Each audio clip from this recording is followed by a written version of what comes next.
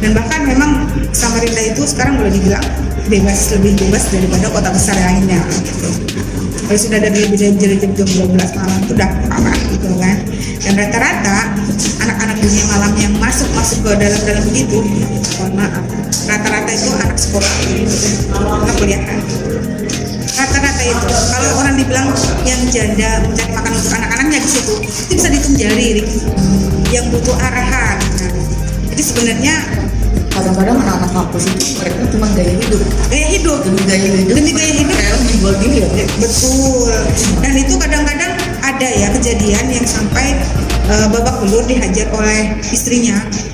Itu babak belur dihajar oleh istrinya karena memang ketahuan chatting dan sebagainya gitu kan. Tapi dalam artian apa ya, mungkin boleh dibilang terpaksaan gaya hidup tadi karena kepingin mungkin beli iPhone, pengen apa gitu kan ya, akhirnya dia menjual diri gitu kan. Karena pikir orang tuanya kadang-kadang begini, kenapa dia seperti itu? Orang tuanya di kampung gitu kan, dia kuliah di kota. Rata-rata begitu Rik, yang saya lihat ya. Dia mengikuti gaya hidup kota gitu loh, yang kepingin punya iPhone mahal, kepingin punya baju-baju branded gitu kan. Dan ternyata orang tuanya di kampung hanya petani yang mungkin memberikan uang hanya cukup untuk kehidupan mereka, untuk biaya pendidikan saja. Dan disitulah yang akhirnya hancur masa depannya, bukan karena ya mungkin salah satunya adalah iman ya. Kadang-kadang yang memang dibekali sebelum berangkat itu untuk anak perempuan iman adalah utama gitu. Dia terpengaruh kan, cuma gampang doang kok caranya begitu, tapi dia tidak memikirkan dampak dan akibatnya gitu. Masa depannya sudah rusak gitu, masa depannya sudah gini. Tapi rata-rata zaman sekarang perempuan kan berpikirnya sudahlah biar aja gitu kan.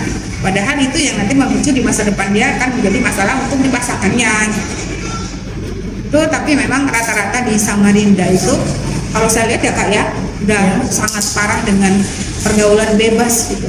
Makanya pentingnya kita untuk membuat forum ini deh.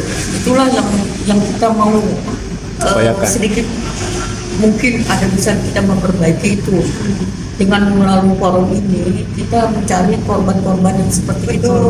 Kita mengedukasi mereka bagaimana. Harus, karena edukasi buat perempuan itu bahwa apa ya, bahwa hidup yang benar, hidup yang sehat itu ya bukan seperti itu, bukan gaya hidup yang glamor, tapi mendapatkannya dengan cara yang tidak benar gitu, yang tidak benar gitu tuh. Dan ujung-ujungnya masa depan mereka akan seperti apa nanti? Iya, itulah.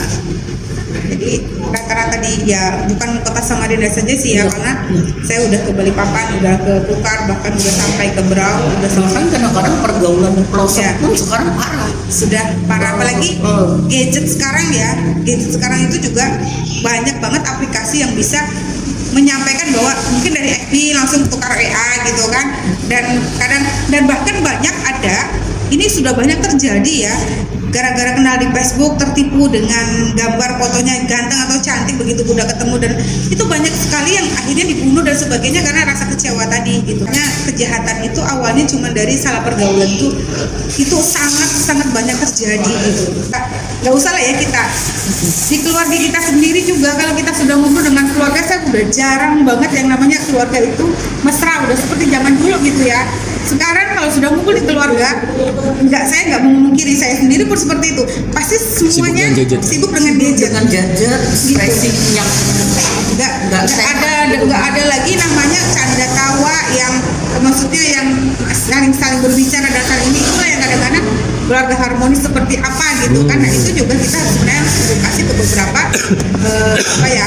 rumah tangga muda yang memang harus kita enak. Itu memang cita-cita saya salah satunya adalah membuat generasi muda yang baru untuk masa depan yang lebih baik itu dengan cara hidup yang bagus, yang sehat, dan memang tidak melakukan seks bebas utama. Karena seks bebas itu selain menularkan sebuah penyakit yang sangat mematikan juga mudarat yang banyak. Norma agama kan.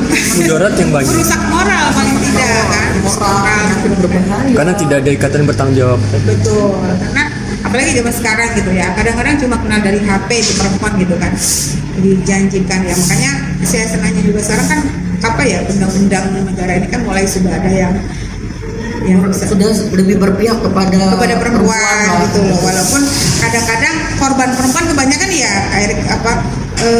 korban perempuan kayak pemerkosaan, misalkan pelecehan. Rata-rata perempuan itu tidak mau melaporkan karena malu. Aib. Rata-rata karena dia merasa aib, padahal itu dia harus gitu. Padahal kalau sudah perempuan itu merasa diancam, entar gini. Padahal itu dia punya hak untuk melaporkan, misalkan kayak sudah dilecehkan si laki-laki gitu kan, sudah apa?